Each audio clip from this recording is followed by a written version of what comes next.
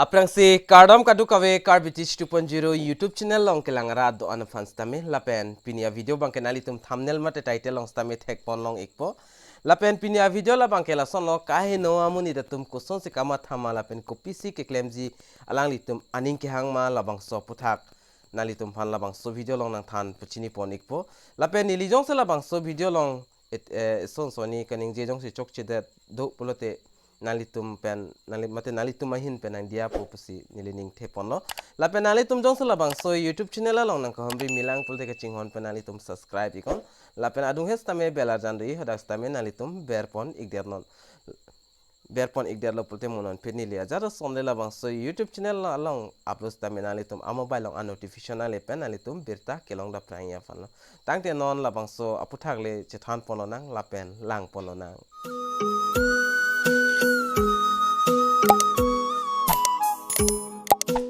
ตั้งแต่นนประเทศเป็นจะทันปนนังละเป็นหลังปนนังไกโนดักอมุนิตตุมก็สนสิอลังลิตุมกามาธามาละเป็นอลังลิตุมกินังจิมาละสวพุทธักเลดักจะทันปนนังอัปรังสิละบังโซลัมละเกท็อป1เป็นท็อป10อันดูมาเต1เป็น10 number อันดูละบังโซอาร์โลนาลิตุมเทคปนลงอีกปมาเตชินีปนอีกปอัปรังสิปังเจงปนนัง number 1อลองละส่วนไกโนดักอมุนิตุมอเมทังกัจจิมาธาละเกnihilo ke menai mate nihilo ke mesen jola sonsi alang litum bangke kachimatha tha mate kaino dak amunitum kachimatha bangke la sonlo nisi ke menai pu la bangke alang litum chimatha igveklo dapen putho chethan pononang number 2 bang number 2 long stame la sonlo alang litum alang tum kamatha la bangke la sonlo bang aphan lake important and pono e mate bang afan lango e hemi dungon la pen na hokle dora pes tame bang afan la an kiaro e la pen importance tame en pono e la son kai no dak amonit atum bangke yo la son la pen puthot chethan pono na number 3 along number 3 la bangke la son lo aning arlo la tume kai kis tame kamatha la bangke haino pikan mate kamatha misense latum aning arlo kamatha bangke hainupik latalo lapen number 4 la bangke la son lo number 4 bangke bang afan kamatha dun la bangke hainupik mate kahenu alam the bangla puelo alang litum la son se kamatha dun je non niliphan pupe ba nang liphan pupelo alang litum kamatha holo somunit ke la son folok tame mate la son le chiplang de tami jo la son kamatha bangke alang litum aning long bangke du igvek no lapen alang litum la bangke matha igvek no 100% no la son kamatha ke lapen puthot dak number 5 long du thula number 5 along bangke la son lo alang litum alang aning ke dok amunit inut bahini fansi nangis tame rap chotiti lapen bangka prega fan la bangke alang la sona munit tumangke rap relo lapen lang don delo amithang mate amina kuma munit phansi aning ke dok nai ma mate kaching kiwer ma halap sang so munit phan bangke ajis sowet tame rapo lapen bangka preka phan bangke emek penta lang lelo lapen inki ajat inki kilo jo la sona munit tumangke lapen puthot number 6 along bang la son lo alang li jongsi nane jongsi kamdu mate jada size ta medu lapen kilong jia son do mate kilong nang jia son do pulotangte nang liphan pupelo ni liphan pupelo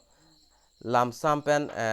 mate lam kang sampen lapen nang kaching kis ta me exen po lapen ason son hormus ta nang 1 pg mate kichu hormu ok punon hor puno alang litum la akam chok chetik bangke nang bai ikpo mate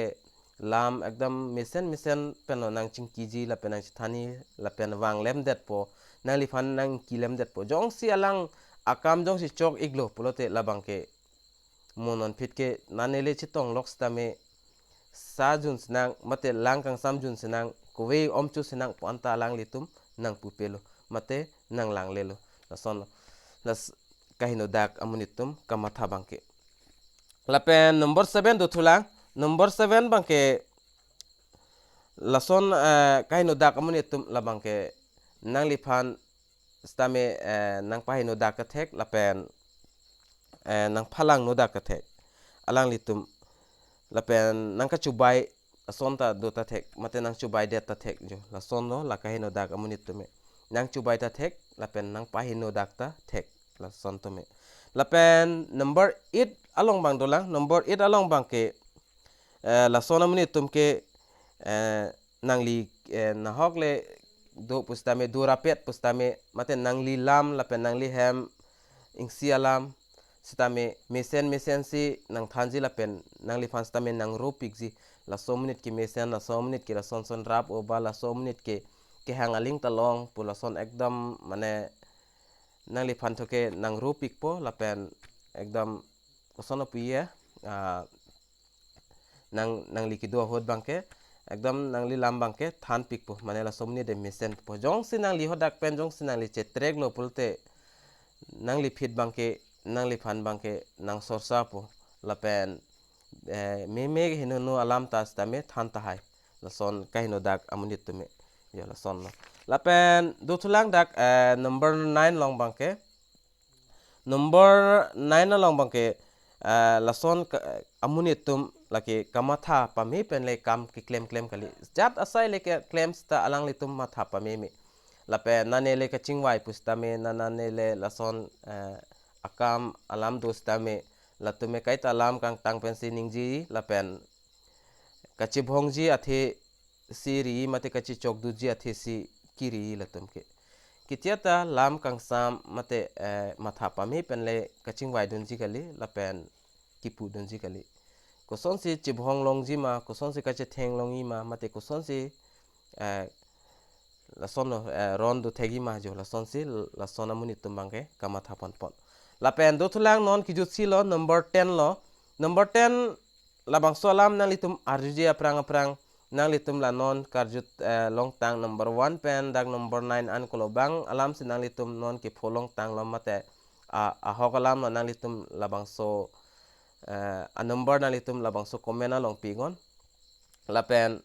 labang song bong jong sinili ethe thini jong si kopini kaning ji ki chok chedu pul nang litum nang diapon popsi nilining stame thepon lapen la son lo tangte non la number 10 bang che to la sona munit kahino dak munit tumbang ke ami thangali phan cho se chima tha chot lapen kumane jong si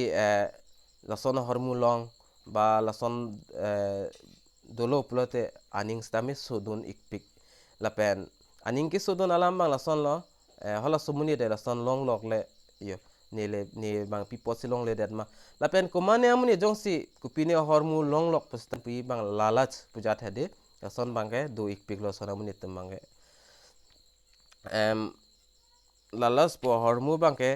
hindi pen bang se pudam lo karbi pen bang ko sonne la bang translate poni la bang ni lit stame chin ne dalo stame la son amuni tumbangke nang li jong si long olo pulte la so hormu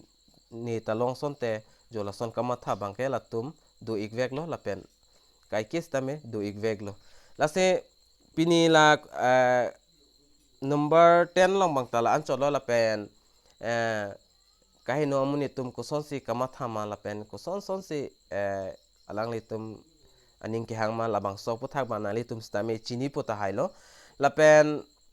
nili stamel an bang nili lam kaningji lapen kahiloi bang nili la an expert pelang lapen nili non aprang pa mesenji